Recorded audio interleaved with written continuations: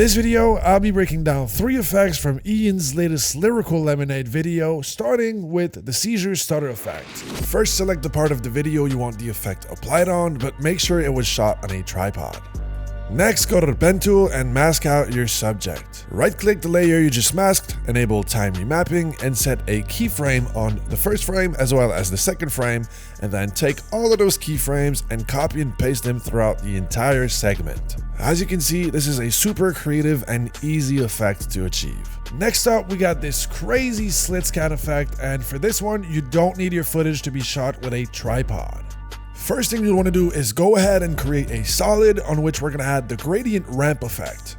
Click the swap color button and then go to the white position and set it to -6000 and then do 6000 for the other one, and we're going to set this to the middle of our comp, so in this case 540 as I'm using a 1080 comp. You should get something that looks like this, and once we're done we can turn off the layer. Next thing you want to do is add a time displacement effect to the main footage layer, set the source to the solid and this toggle to effects and masks. Change the max displacement time to around 6 seconds, and here's the final result.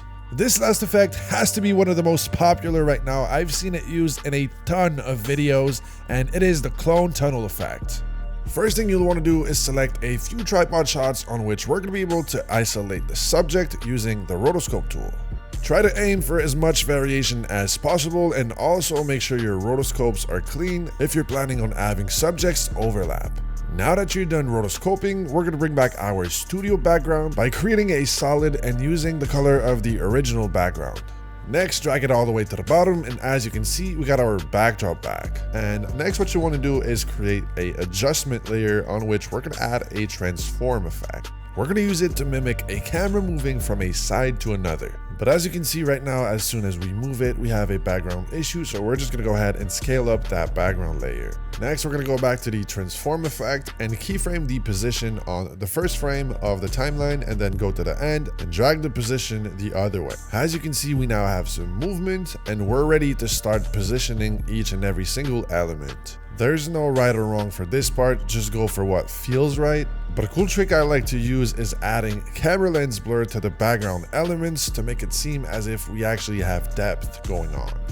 As you can see, this just polishes it up a little more, and the final result looks a lot more complex than it actually is. That pretty much sums it up for today, guys. I hope y'all enjoyed this little breakdown. Make sure to let me know which video I should cover next, and if you're trying to level up your edits, check out the first link in the description down below. I'm telling you, there's a lot of cool stuff, all my plugins, my packs, and everything. But yeah, that's pretty much it. I'll see you guys in the next one. Peace.